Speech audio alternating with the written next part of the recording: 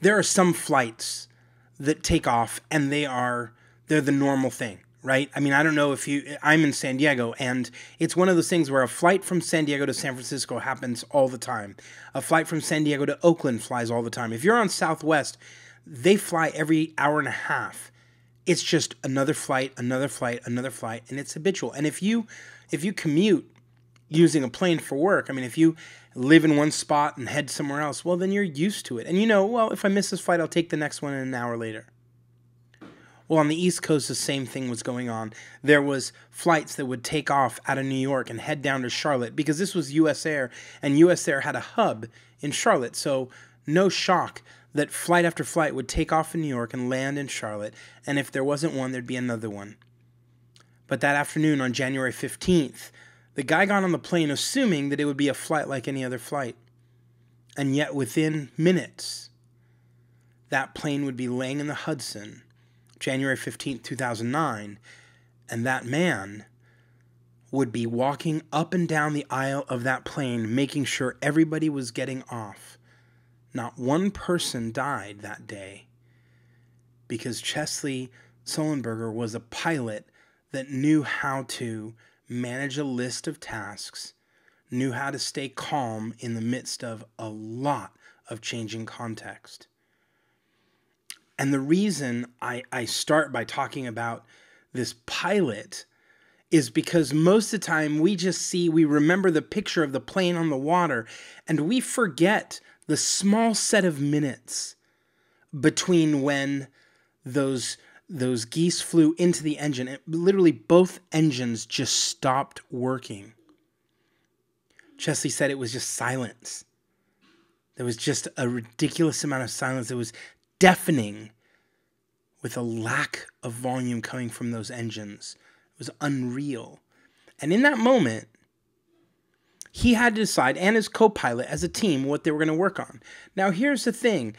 The head guy, right, the lead pilot, he's supposed to back up, take out these lists, task lists, ordered lists of, depending on, and they have lots of different lists, depending on the situation. Do you look at the list, the emergency list for engines have gone out, or do you do the emergency landing? Like which? So normally it's the head pilot that's going to look at the list and pick one.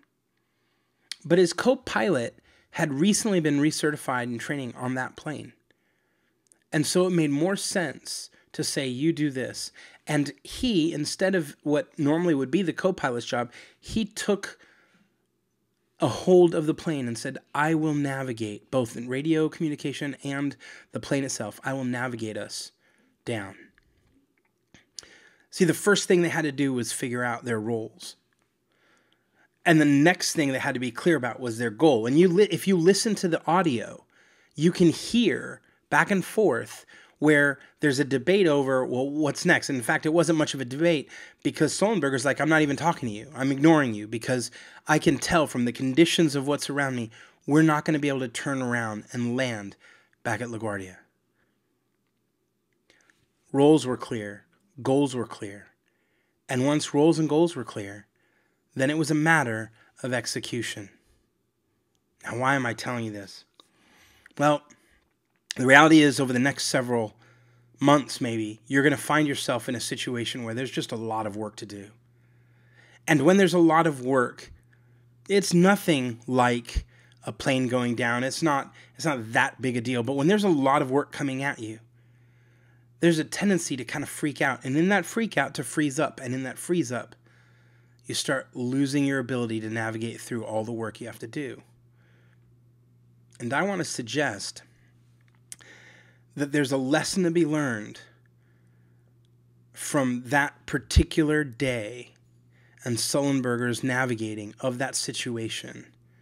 I want to suggest that maybe the most important thing we can learn is the use of those task lists, the use of those emergency lists. Now, I'll tell you the truth. If you've looked at some of those lists for the guys that are flying planes, emergency lists and how to navigate those kind of situations, what you'll discover is they're pages long. So the other thing that had to happen was those guys had to figure out which of the items they were going to actually do and which of the items they weren't going to do. They're making critical decisions about what's in play and what's not, because they had a limited amount of time. And my suggestion to you, if you start feeling overwhelmed with the amount of work that's in front of you, is to use something called time boxing, to give yourself a limited amount of time, to make a list of all the things that have to get done, then to put a limited amount of time in play, and then make decisions about which of those items you can do in that time, and then just work the clock. That's exactly how they landed that plane. They did not do everything on the list, but they also only had a short number of minutes. Within 2 minutes of taking off, they'd hit the geese and the engines were out. It would take another 2 minutes, 2.5 minutes to land the plane. You think about that.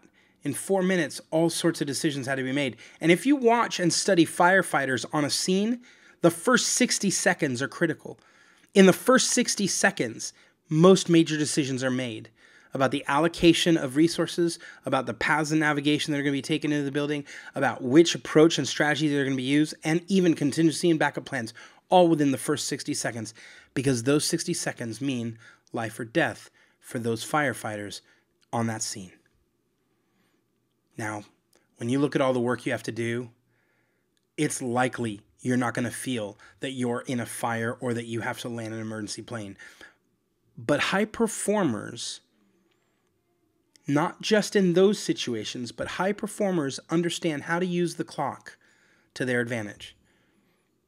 How to take just an egg timer, right, and flip it for 60 minutes and say, for these 60 minutes, these are the things, this is my role, this is my goal, and now these are the list of things that I need to navigate, and I will pick which are the critical ones. Now that I have a time factor going on, I will pick which of the things that are core, get those done, and I will watch the clock and I will use the clock to my advantage to drive my performance to a different place than if I just had a long list of things I might try and tackle today. And oh, I didn't finish it. Learn the lessons that you can. That particular day in 2009 was really scary. And your day today and tomorrow won't be so scary. But it doesn't mean you can't learn from that scenario. It doesn't mean you can't learn by watching other high performers and saying, what can I take away from that?